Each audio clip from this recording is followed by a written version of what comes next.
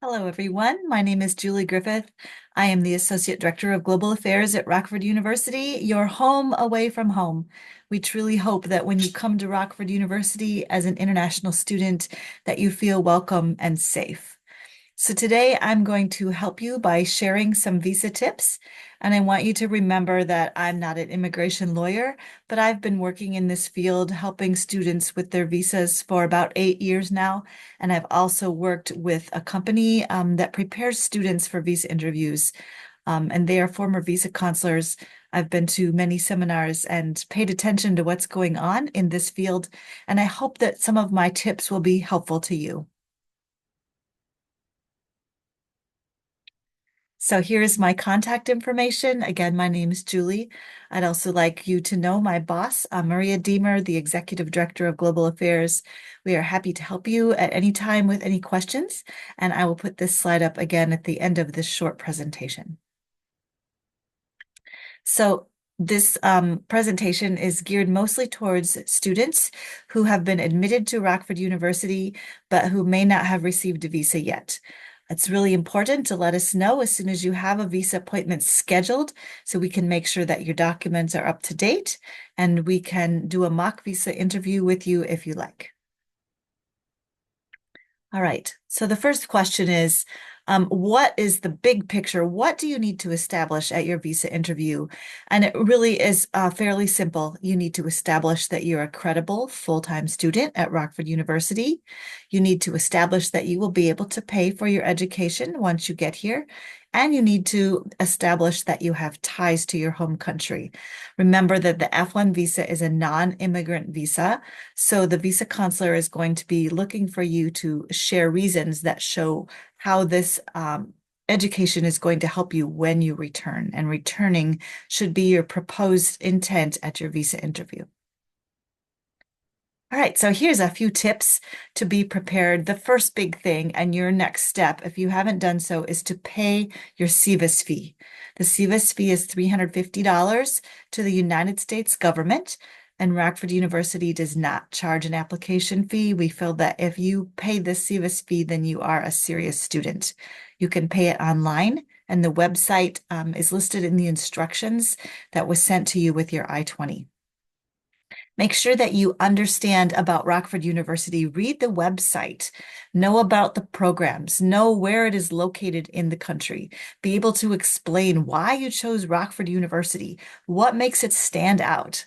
There is a reason why you are coming here. And so make sure that you can explain some of those reasons. You might want to say that Rockford University has an 11-to-1 faculty-student ratio. It's a small school where you get a lot of individual attention. Your professors will know your names, and that can help you be academically successful. Read your I-20, read all of your documents.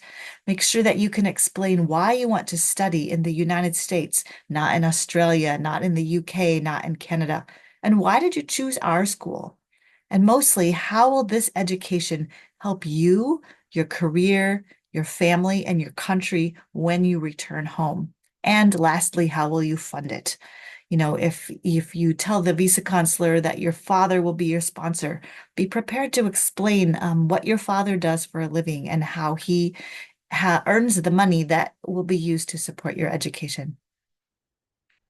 Do practice English conversation with a native speaker if you think that US accents might be a challenge. You're welcome to practice with our office. If you want to have a conversation hour via Zoom, of course, we can set that up. Do come early. Don't bring a phone or a laptop. Be ready, be refreshed, have a good night's sleep. Do have all your documents ready, but don't shove them at the visa consular because your confidence and your answers, especially the tone in your very first answer, is going to set the stage or set the tone for the entire visa interview. So these are all the documents that we recommend you take. I will put this PowerPoint in Canvas along with this presentation so you can go back and review these documents. Again, have them ready, but your confidence and your conversation is more important than this stack of documents. The visa consular won't have time to read them all. Most visa interviews last less than 3 minutes. But you do need to have them in case the visa counselor asks you to show a specific thing. And visa counselors are very good at recognizing students who are lying. It's very important that you are genuine and authentic. Don't memorize scripted answers. They are looking for students who can express themselves and demonstrate good and true intentions. So just set the tone as an honest and genuine student and give complete but precise answers, not one word. We like to think of it as an elevator pitch, and that may be a new expression to you.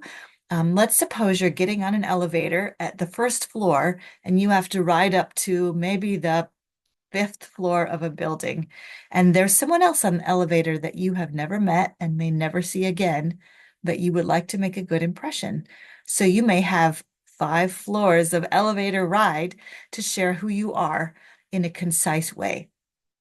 So think of it like that. You have a very short time to present your best self. So think about what's your best information and how are you going to present that to the visa consular in a short time frame. So again, I mentioned I'm not a lawyer, but I have compiled quite a few resources for you. NAFSA is the largest international organization, private organization, that supports universities and international exchanges and students. They have compiled some visa tips. The second one is ZF Visa Guides. This is a company that is a for-profit company. They are all made of former visa consulars. They are very expensive if you do a private consultation, but it is an option for you. They do have quite a few free YouTube videos that you can check out. Education USA is a branch of the United States government that has offices in most countries of the world. Once you have an I-20 from a US institution, you can go there and they will offer you visa support. So do look on their website and see if they have an office near you.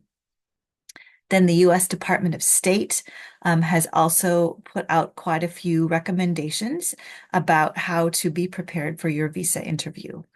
Your embassy website may have some recommendations, so do check that out depending on your country.